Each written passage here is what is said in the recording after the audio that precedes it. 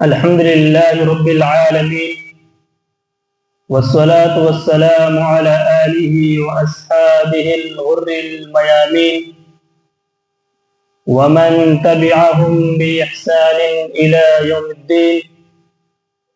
فأعوذ بالله السميع العليم من الشيطان الرجيم. بسم الله الرحمن الرحيم. ان اللہ یحب التوابین ویحب المتطہرین. محترم حاضرین، کل کے درس حدیث میں نے آپ لوگوں کے سامنے پانی کے مسائل اس سلسلے میں 5 حدیثیں بیان کی تھی. آج بھی میں آپ لوگوں کے سامنے اسی چیپٹر سے 5 حدیثیں بیان کروں گا. ان میں پہلی حدیث یا پہلا مسئلہ یہ ہے کہ اگر پانی میں مچھلی یا ٹڈی یا کوئی بھی حلال جانور مر جائے، اگر پانی میں مچھلی، ٹڈی یا کوئی بھی حلال جانور مر جائے اور مرنے کی وجہ سے یا تو اس کا کلر چینج ہو جائے پانی کا، یا تو اس کا ٹیسٹ بدل جائے، یا تو اس کی اسمیل وہ چینج ہو جائے، تو کیا وہ پانی ناپاک ہو جائے گا؟ اس سلسلے میں اللہ کے نبی صلی اللہ علیہ وسلم کی حدیث ہے، سنن ابن ماجہ کتاب الاطعمہ، حدیث نمبر 3314. عن ابن عمر رضی اللہ عنہما قال، حضرت عمر رضی اللہ عنہ بیان فرماتے ہیں کہ قال رسول اللہ صلی اللہ علیہ وسلم، نبی اکرم صلی اللہ علیہ وسلم نے ارشاد فرمایا، احلت لنا میتتان والدمان، کہ ہمارے لیے 2 مردار اور 2 خون حلال کر دیے گئے ہیں. 2 مردار کون سے ہیں؟ فَأَمَّا الْمَيْتَتَانِ فَالْجَرَادُ وَالْحُوتُ. میت یعنی مردار جانور میں 2 چیزیں جو حلال ہے وہ ہے ایک مچھلی، ایک ہے ٹڈی.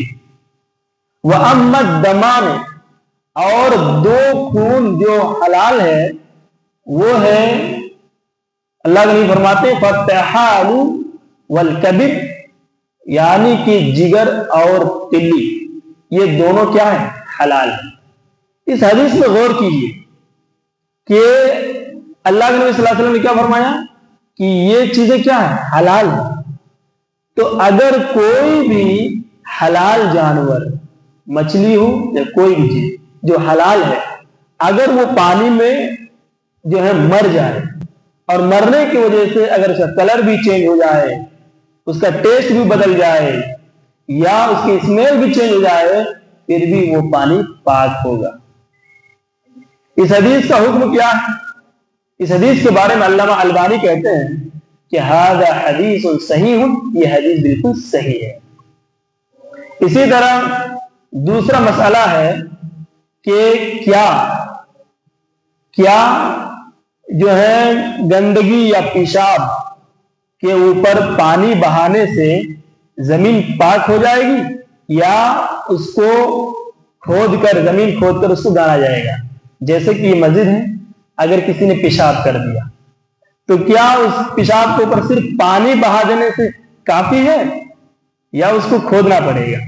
اس سلسلے میں اللہ کے نبی صلی اللہ علیہ وسلم کی حدیث ہے، صحیح مسلم کتاب الطہارہ، حدیث نمبر 284. عن انس رضی اللہ عنہ قال، حضرت انس رضی اللہ عنہ بیان فرماتے ہیں کہ جاء اعرابی، ایک دیہاتی آدمی آیا، فبال فی طائفۃ المسجد، اور مسجد میں پیشاب کرنا شروع کر دیا. فزجرہ الناس، جب اس دیہاتی آدمی نے مسجد میں پیشاب کرنا شروع کر دیا تو سارے لوگوں نے کیا کیا؟ ڈانٹنا شروع کر دیا. فنہا النبی صلی اللہ علیہ وسلم، تو اللہ کے نبی صلی اللہ علیہ وسلم نے ان لوگوں کو منع کیا کہ یہ جب پیشاب کرنے لگا ہے اس کو روکو مت. فلما قضی بولہ، جب وہ دیہاتی آدمی پیشاب کر کے فارغ ہو گیا تو امر النبی صلی اللہ علیہ وسلم بذنوب من ماء فأغرق علیہ، اللہ کے نبی صلی اللہ علیہ وسلم نے صحابہ کو حکم دیا کہ ایک بالٹی پانی لاؤ اور اس کو اوپر بہا دو. تو اس حدیث پر غور کیجئے کہ اللہ کے نبی صلی اللہ علیہ وسلم نے کیا کہا کہ ایک بالٹی پانی لاؤ، اس سے بہا دو، یعنی اگر کہیں زمین پہ پیشاب کر دیا تو اس کو کھودنا ضروری نہیں ہے، اس کے اندر جانا ضروری نہیں ہے، بلکہ صرف اس کے اوپر پانی بہا دینے سے وہ زمین پاک ہو جاتی ہے۔ یہ دوسرا مسئلہ۔ اسی طرح جو ہے نجاست کو دور کرنے کے سلسلے میں جو 3 مسائل ہیں، ان میں سے پہلا مسئلہ ہے کہ کیا بچے کا پیشاب پاک ہے یا ناپاک۔ اس سلسلے میں اللہ کے نبی صلی اللہ علیہ وسلم کی حدیث ہے، صحیح بخاری کتاب الوضو حدیث نمبر 223، عن انس عن ام قیس رضی اللہ عنہ، کہ حضرت ام قیس بنت محصن رضی اللہ عنہ بیان فرماتی ہے کہ انہا اتت بابن لہا صغیر، انہا اتت بابن لہا صغیر لم یاکل الطعام الی رسول اللہ صلی اللہ علیہ وسلم۔ حضرت ام قیس بنت محصن رضی اللہ عنہا نے ایک بچہ جو کہ لڑکا تھا، کھانا کھانے لائق نہیں بنا تھا، غور سے سنیے گا، ام قیس بنت محصن رضی اللہ عنہ نے ایک بچہ کو جو کہ بچہ لڑکا تھا، کھانا کھانے لائق نہیں بنا تھا، اللہ کے نبی صلی اللہ علیہ وسلم کے پاس لے کر آئی، فاجلسہ رسول اللہ صلی اللہ علیہ وسلم فی حجرہ۔ ام قیس بنت محصن رضی اللہ عنہا نے اس چھوٹے بچے کو نبی صلی اللہ علیہ وسلم کے گود میں بیٹھا دیا، فبال علی ثوبہ، اس بچے نے نبی صلی اللہ علیہ وسلم کے کپڑے میں پیشاب کر دیا، اس بچے نے نبی صلی اللہ علیہ وسلم کے جو ہے کپڑے میں پیشاب کر دیا، فدعا بماء، اللہ کے نبی صلی اللہ علیہ وسلم نے پانی منگوایا، فنزعہ ولم یغسلہ، اللہ کے نبی صلی اللہ علیہ وسلم نے اس پیشاب کے اوپر پانی کو جو چھڑکا مارا، اس کو دھویا نہیں۔ اس حدیث پر غور کیجئے، اس حدیث سے معلوم یہ ہوا کہ اگر کوئی بچہ جو کہ لڑکا ہے، دودھ پینے لائق نہیں بنا ہے، اگر وہ کپڑے میں پیشاب کر دے تو اس کے پیشاب پہ چھینٹا مارا جائے گا، لیکن اگر کوئی بچی ہے، دودھ کھانے لائق نہیں بنی ہے، اگر وہ پیشاب کر دیتی ہے تو پھر وہ کپڑا دھولا جائے گا، اس کپڑے کو دھولا جائے گا۔ ایسا کیوں؟ اس لیے کہ لڑکی کے یعنی بچی کے پیشاب میں زیادہ کیا ہوتا ہے؟ جراثیم ہوتا ہے، جس کی وجہ سے لڑکی یعنی بچی ہو اور کھانا کھانے لائق بھی نہ ہو، پھر بھی اس کے کپڑے کو دھولا جائے گا۔ اگر بچہ ہو یعنی لڑکا ہو، کھانا کھانے لائق نہیں بنا ہے، اس کے کپڑے میں صرف چھینٹا مارا جائے گا۔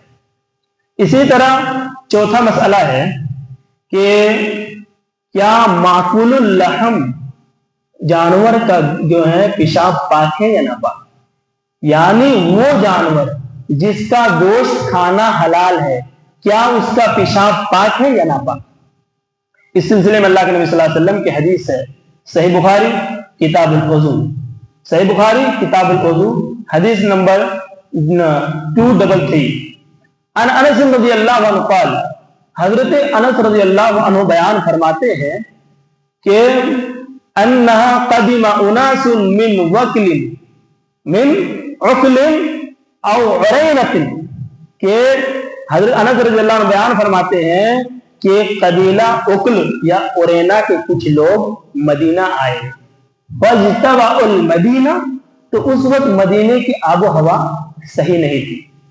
جب کچھ لوگ مدینہ آئے قبیلہ عرینا کے یا قبیلے اقعل کے، تو مدینہ آنے کے بعد مدینہ کی حالت آب و ہوا صحیح نہیں تھی، وہ لوگ بیمار پڑ گئے، فأمرہ النبی صلی اللہ علیہ وسلم، تو اللہ کے نبی صلی اللہ علیہ وسلم نے ان لوگوں کو حکم دیا بلقاح ان یشربوا من ابوالها والبانها، اللہ کے نبی صلی اللہ علیہ وسلم نے ان لوگوں کو حکم دیا کہ تم لوگ ایک کام کرو، اونٹ کے پیشاب پیو اور ان کا دودھ پیو۔ اس حدیث پر غور کیجئے، یہ حدیث کیا ہے؟ بخاری کی ہے۔ اللہ کے نبی صلی اللہ علیہ وسلم نے کیا کہا؟ جب ان لوگوں کی بیماری صحیح نہیں ہو رہی تھی، اللہ کے نبی صلی اللہ علیہ وسلم نے کہا کہ تم اونٹ کی جو ہے پیشاب پیو اور دودھ پیو۔ اگر جو ہے اونٹ کا یا کوئی بھی جانور جس کا گوشت کھانا حلال ہے، اگر اس کا پیشاب ناپاک ہوتا، اللہ کے نبی صلی اللہ علیہ وسلم پیشاب پینے کا حکم نہیں دیتے۔ تو اس سے کیا پتہ چلا؟ اس سے پتہ یہ چل رہا ہے کہ بکری ہو، گائے ہو، بیل ہو، بھینس ہو، اونٹ ہو، یعنی وہ جانور جس کا گوشت کھانا حلال ہے، اگر اس جانور کا پیشاب کپڑے میں لگ جائے تو آپ کا کپڑا ناپاک نہیں ہوگا بلکہ آپ کا کپڑا پاک ہی رہے گا۔ یہ چوتھا مسئلہ ہے۔ اسی طرح پانچواں مسئلہ کہ کیا ماکل اللحم کا گوبر پاک ہے یا ناپاک؟ یعنی جس جانور کا گوشت کھانا حلال ہے اس کا پیشاب تو پاک ہے، میں نے بتا دیا ہے، لیکن کیا اس جانور کا گوبر پاک ہے یا ناپاک ہے؟ اس سلسلے میں اللہ کے نبی صلی اللہ علیہ وسلم کی حدیث ہے، صحیح بخاری کتاب الصلاۃ، حدیث نمبر 429، ان انس رضی اللہ عنہ قال، حضرت انس رضی اللہ عنہ بیان فرماتے ہیں کہ کان نبی صلی اللہ علیہ وسلم یصلی فی مرابض الغنم، کہ اللہ کے نبی صلی اللہ علیہ وسلم بکری کے باڑ میں نماز پڑھتے تھے۔ باڑ سمجھ رہے ہیں؟ جہاں پہ بکری رکھتے ہیں، ہاں، تو اللہ کے نبی صلی اللہ علیہ وسلم بکری کے باڑ میں نماز پڑھتے تھے۔ اور کیجئے گا، اللہ کے نبی صلی اللہ علیہ وسلم کہاں نماز پڑھتے؟ بکری کے باڑ میں نماز پڑھتے۔ ثم سمعته بعد يقول کہ کان نبی صلی اللہ علیہ وسلم یصلی فی قبل ان یبنى المسجد، اللہ کے نبی صلی اللہ علیہ وسلم بکری کے بارے میں کب نماز پڑھتے تھے؟ مسجد بننے سے پہلے۔ اس حدیث میں غور کیجئے، اگر جو ماکل اللحم، جس جانور کا گوشت کھانا حلال ہے، اگر اس کا گوبر ناپاک ہوتا، اللہ کے نبی صلی اللہ علیہ وسلم نماز نہیں پڑھتے، اللہ کے نبی صلی اللہ علیہ وسلم نماز نہیں پڑھتے۔ تو اس سے پتہ یہ چل رہا ہے کہ جس جانور کا گوشت کھانا حلال ہے اس کا گوبر بھی پاک ہے۔ اور اللہ کے نبی صلی اللہ علیہ وسلم یہ نماز یعنی باڑ میں بکری کے بارے میں کب پڑھتے تھے؟ قبل ان یبنى المسجد، جب مسجد نہیں بنی تھی۔ تو اس سے ایک اور بھی پوائنٹ ملا کہ اگر مجبوری کی حالت میں اگر جو ہے باڑ میں نماز پڑھنے کی ضرورت پڑے، بکری کے جو باڑ میں اگر نماز پڑھنے کی ضرورت پڑے تو آپ جو ہے بالکل پڑھ سکتے ہیں، اس میں کوئی حرج کی بات نہیں ہے۔ اب رہی بات یہ کہ کیا گوبر کپڑے میں لگے تو کپڑا ناپاک ہوگا یا پاک رہے گا؟ تو اگر تھوڑا بہت لگے تو کوئی دقت نہیں ہے، لیکن زیادہ ہو تو اس کو صاف کر لینا چاہیے۔ ویسے تو پاک ہے، لیکن فقہ کا ایک قاعدہ ہے کہ نجاست دو طرح کی ہوتی ہے، ایک ہوتا ہے نجاست مخففہ، ایک ہوتا ہے نجاست مغلظہ۔ نجاست مخففہ کا مطلب ہوتا ہے تھوڑا بہت لگ جائے گوبر تو اس کو جو ہے کپڑا سے پانی وغیرہ سے اس کو چھڑکا مار دیجیے، چلے گا۔ لیکن بہت زیادہ گوبر لگ گیا تو انسانی فطرت ہے کہ زیادہ لگے تو خراب دکھتا ہے نا، تو اس کنڈیشن میں اس کو جو ہے دھل لینا چاہیے، ورنہ جس جانور کا گوشت کھانا حلال ہے اس کا پیشاب، اس کا گوبر وہ بھی پاک ہوتا ہے۔ اللہ رب العالمین سے دعا ہے اللہ رب العالمین ان حدیثوں کو سمجھنے اور اس پر عمل پیرا ہونے کی توفیق عطا فرمائے، آمین۔